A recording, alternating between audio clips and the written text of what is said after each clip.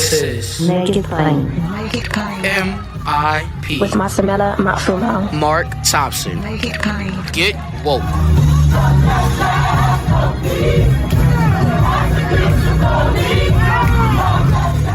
Sisters and brothers, on this day that, first of all, we hope people are being safe and responsible, not being selfish and running around and spreading COVID.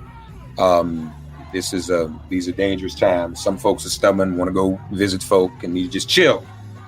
But also, I mean, it speaks to our commitment to one another. Now, I used to get in trouble.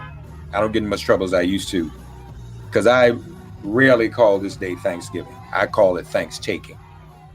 People used to say, oh, that's so confrontational and so controversial.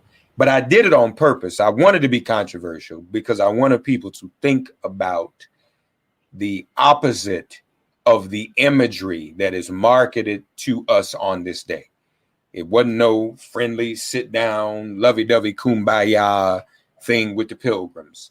We know what happened to the native people, to the indigenous people, and we should be in solidarity with them at all times. So even though I know people like to celebrate family, and every day is a good day to give thanks to God for what God has blessed you with, but also today we must think about our sisters and brothers who are the indigenous people and who suffered genocide just for being who they are, just for being here.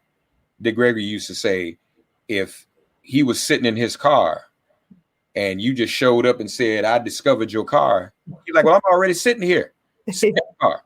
So that's what happened here in America. So another opportunity to speak to one of our dear sister queens and talk to her about what this day means to her, what it means to her people, what it should mean to us.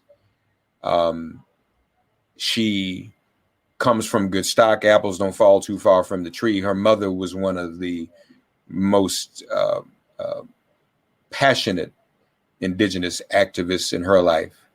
And our sister is also dealing with her own personal struggle. So why not talk to an indigenous person on this day? I think we can do that. And so we're happy to have with us the Queen Yonasda Lonewolf. Thank you so much, Mark. And thank you for always providing a platform for indigenous people. Even before you met me, you was always providing a platform for indigenous people. And a lot of people do not respect that. They only want to talk about it around Thanksgiving. Right. What they did to us, but not creating and making sure that we're always present at the table. So thank you so much for that. Well, I thank you for that. And it's an honor to have you. So your mom, yes. What would she do on this day? How would she mark this European holiday? So my mother, Yonasda Lonewolf, this is a beaded medallion that Michaela did for me. She beaded my mother. This was my mother's favorite holiday. Yeah. It was my mother's favorite holiday for the reason of it's a national day of mourning. It's Thankstaking, but she was like, we're going to make it our own. So growing up for me, she would feed the entire community of Phoenix, Arizona and say, come on to Thanksgiving. And they're thinking, what? And then she'll say, okay, well, since we're all gathered, let me teach you the real Thanksgiving and the National Day of Mourning. That's what she would do.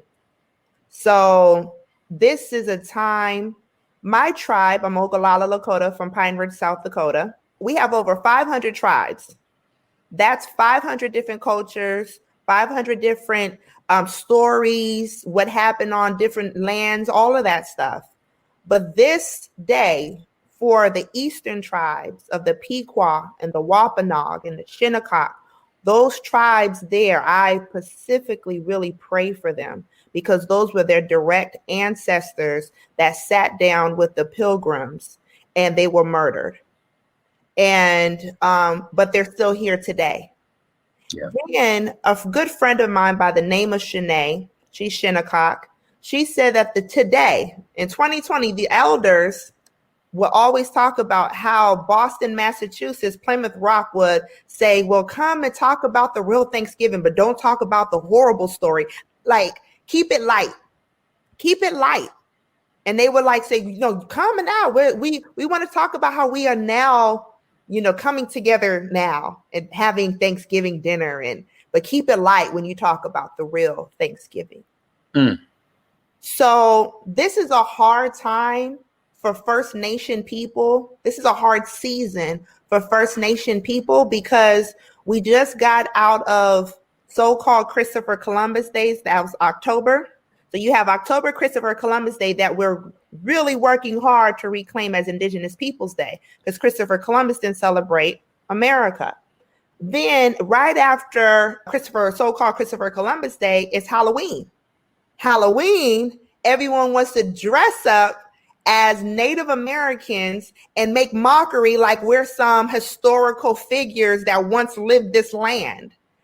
And then so we're seeing, and I'm talking about everyone, not just white folks, black folks, Mexican, they dress up like we're a costume. So we have this huge campaign. We are not a costume. We are not a mascot. Then we come into November. But November is special because November is Native American Heritage Month. But the only day everyone wants to acknowledge us during this season is Thankstaking. Not acknowledging November 1st all the way to the end. So me being Black and Native American, I look at this month as it's hard for me because my Native side, my mother's side, I'm not seeing Black facts every single day of the month where corporations are saying a Black fact, a Black History Month fact. Let's learn about this. Corporations go huge for Black History Month. People go all out for Black History Month. But for November, we don't see a Native American historical fact of not just of then, but the natives of today that are accomplishing and doing so many great things. So then the only time they want to acknowledge us is Thanksgiving, Macy's Day Parade. They want to invite the natives and go down a parade. Then, we're seeing and everyone's talking about the natives, the pilgrims and the Indians. And then they're saying, oh, but everyone will be gathered around the table eating and say, they're talking, they may talk about it. They killed all the Indians. No, they didn't kill us all. We're still here. And you are celebrating our genocide. You're celebrating our genocide, those that have been murdered on this day. What are some of, and you and I have talked about different issues over the years, some of them urgent at different moments. This Native American Heritage Month, this day, what are some of the urgent issues that the First Nation community is dealing with right now and that are facing? Right now, since we're talking about Thanksgiving and the natives of the Eastern region, they're really dealing with land that they are trying to build homes on burial sites and not allow, straight on grave sites and from their ancestors and not allow, and then they're not allowing for the natives from those tribes and not asking permission on their lands. They're fighting for their lands right now, and they're fighting to keep their burial grounds and their historical artifacts. They dig up these grave sites and take them and put them in museums and all of that stuff. We're still fighting for not your mascot. You and Baba Dick Gregory worked so hard for years. My mother too, Russell Means, Dennis Banks, worked so hard for the Washington R-skins to take off the R-skins because we're not that, Right. And so they did that. But there's other teams that still haven't done that yet. Yeah. So people act like they don't know that. Yeah. I mean, just to be clear, y'all, Braves, yep, Indians, yep, Seminoles, yep, Hawks, yep. I mean, not to mention the myriad of high schools and schools. Yes. All that's got to go. Yeah. So you could go to indigenouspeoplesmovement.com or Not Your Mascot. to be involved in that Not Your Mascot campaign on a elementary level schools all the way to collegiate to professional teams, sport teams. Another thing is still these goddamn oil pipelines. Yeah. There's Line 6 in Minnesota. Shout out to Tara Hauska. That is, you interviewed her one time. She's fighting so hard in Minnesota on this Line 6 that's trying to go through her tribe. Canada, they are fighting so hard on these tar sands and these oils, these oil fields that they're going in, and then also missing and murdered Indigenous women are becoming even more. And but you know what? Indigenous Peoples Movement, we and other coalition organizations, we worked hard on getting that Indigenous vote. And I knew, and I said to my people, a part of the coalition, I said, we will be heard when they see us in black and white as Native Americans. And this election, they saw us in black and white, and they're like, oh, there was a sign that I saw of a white supremacist at a march that said, Blacks and Native Americans, we're coming after you. It said, Black woman and Native Americans, we coming after you. We are. So, and I looked, I said, wow, look at prophecy being fulfilled. What I mean by that is that once before, Blacks and Natives were together fighting this common enemy. We was also together fighting against, we cried together, we communed together, we made families together. We was on that trail of tears together, many wars together. And then we got this government separated us by putting Blacks in the hood and closer to the slave master and Natives on the reservations, and we separated. Now they're looking at these two great nations of people as a threat because we showed them in black and white that we're still here, Yeah. Curious, we just had the census too. Yep.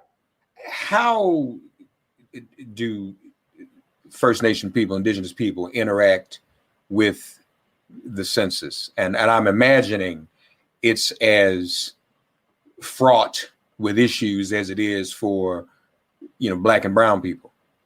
We fought hard to make sure that everyone counted. That was another huge campaign. We went hard on that census because not only to show that we're still here and where our numbers at, I believe we are at 6 million Native Americans. They're saying by 2064, it's going to be about 10 million of us. We fought hard on that because also too, for grants. We don't get money the government don't just cut us a check.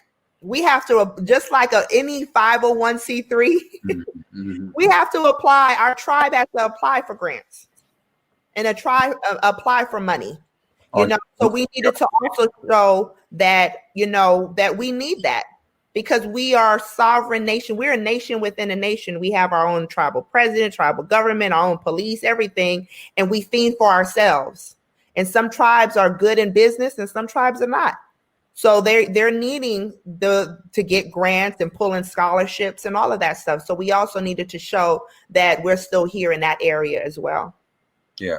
You have to apply for grants on your own land. Yeah. I know, exactly. That's something. Yeah.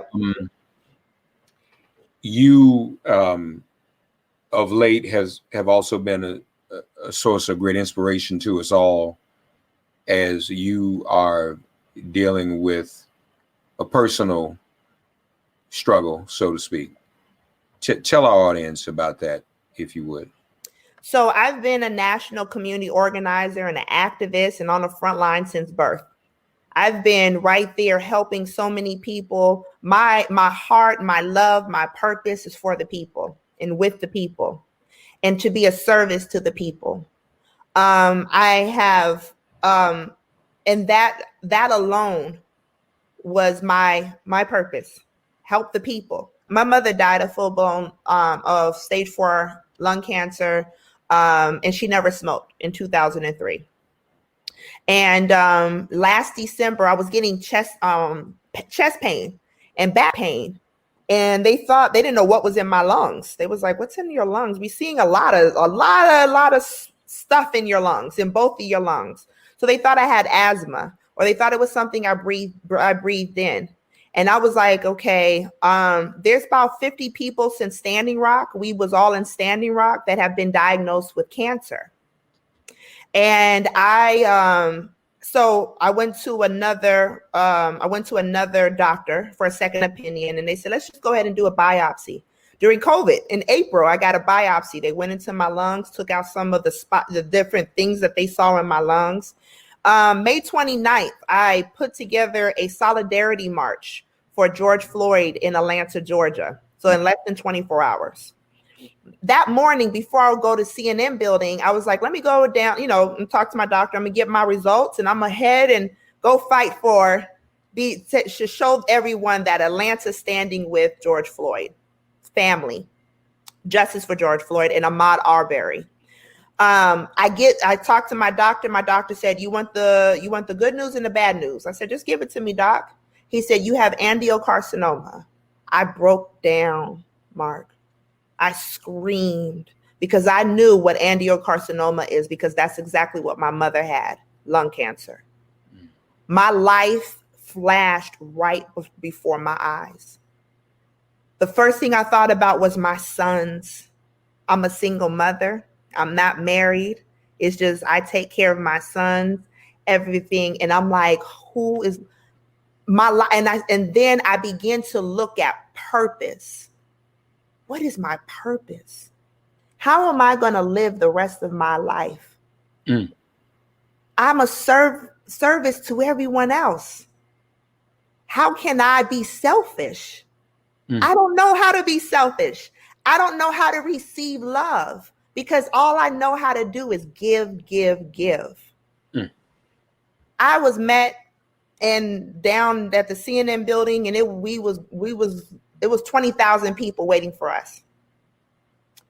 And I'm sitting there like, oh my God, I have cancer. Okay, I gotta serve the people.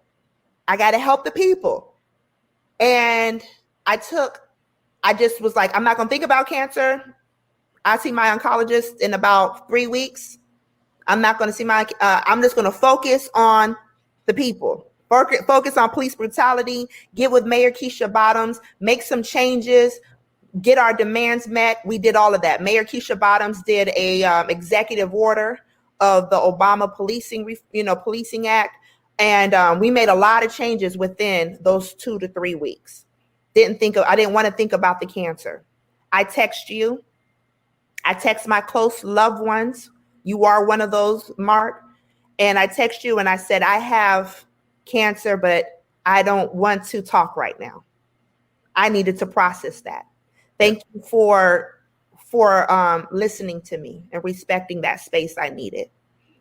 July, I was like, okay, it's time for me to just get by the water, figure out what my purpose is. How can I be selfish? This past couple of months, Mark, has been hard for me. I'm on a daily chemo pill. So it's not like I go in and then, and I get rejuvenated again, and then I'm sick, and then I take a chemo pill every single day. My hair started to fall out. I just recently cut my hair because I was like, I'm not going to allow cancer to take my hair. I'm going to take my hair. I'm going to do this on my terms. I've lost weight. I have been through, my son, my 9-year-old son, Shamar, has been such an amazing helper to me. My friends come and say, I'm just going to spend the day with you. In this process, I feel like, okay, I have a purpose still to fulfill. How do I help my people? The Honorable Minister Louis Farrakhan, who is also my grandfather, I always go back to his speeches or his books or something, me back in alignment of purpose. We have a study guide of, it's the basis of community development is self-improvement. And I was like, okay, the basis of community development is self-improvement. Hashim Nzinga from the new Black Panther Party, he just recently passed away of cancer. I was very close to Hashim. And I asked Hashim, I said, before he passed away, you're battling this cancer. How are you able to, because I know you want to be on the front lines. Mhm. You've been on the front lines for as long as I've known you. And he's older than me. And he was all like, he said, sis, for the first time, I'm getting a bird's eye view of everything within the movement and where we're lacking and where we need work in and things like that. And he said this to me when I first found out I had cancer. In August, I was able to see a bird's eye view of what we as activists in the community, what we are missing. And that is self-improvement. So I created a space called Revolutionary Healing. Because I was like, we as community organizers, we always talk about mental health. Go get counseling. Right. Go do yoga. Go do meditation. Right. Go work out. Go eat good. Go buy a house. Learn about finance. But we don't create free platforms and spaces for our people to get these resources. Right. And to begin to heal for community development. We so triggered off of so many things, male and female relationships. We do not allow our men to speak as women. We suppress, don't cry. Even as men, as when they were little boys with their mothers. What, you want to talk? Man, go do your chores. Go upstairs. Can't talk. There's no communication. So now grown men are having a hard time to communicate. And then when we do communicate, we're like, us women can't take it. It's too strong. It's too strong. It's too truthful. So we're like, man, why you gotta say you're mean? We constantly suppress our men. There's a lot of things that are lacking of why we are not free as people of color. So I created Revolutionary Healing, where no one knows who's gonna be there. No, I don't put the celebrity names, the presenters. It just says Revolutionary Healing. And I find a space outside because of COVID. And it's a limited amount of RSVP tickets to get, free tickets to get because of COVID. But I find a space outside in Georgia. They don't know where they're going to come until they RSVP and they get their RSVP.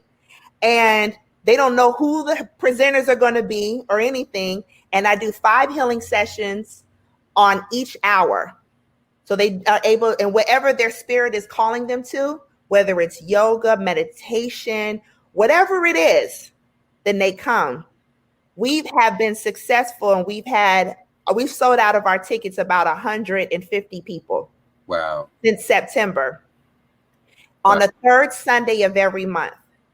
And it's been healing for me because I told myself and my crew, we're not going to make this, we're not going to go, because I know how to promote an event. I'm like, we're not going to do the media. We're going to do this very grassroots route. Whoever feels they see revolutionary healing, if they're being called to it, they go. And I said, and we are going to be in these healing sessions. We're not going to be running around. Is everyone good? No, we're going to sit and be in these healing sessions because we need healing. I need healing. I need healing. So we're going to revolutionize our way of healing. This past Sunday, I wanted to do a Friendsgiving. And to teach, I did exactly what my mother did to me when I was little, and all of, for Thankstaking, get everyone together and teach you all the real Thanksgiving. And we had Shanae come and do an exhibit, a live exhibit. She showed how they cook traditionally rabbit, duck soup. And she did songs and taught them about the real Thankstaking. We had red pill, blue pill, 19 keys, supreme understanding, talk about aligning your chakras and generational wealth and learning about financial literacy. I had a group from Brazil come down to teach capoeira. Keith's IMC kept the spiritual tone of teaching everyone Native American songs.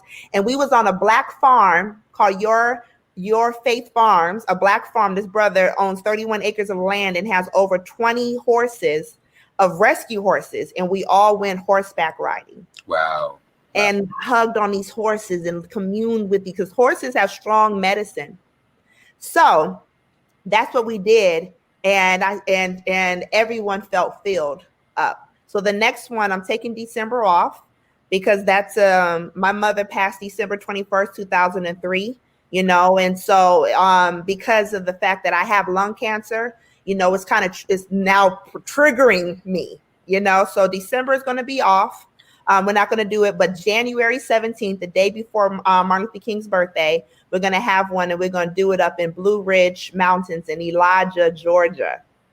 And so that's going to be the next one. So that's going to be very special. So that's what I'm doing. That's my new front line.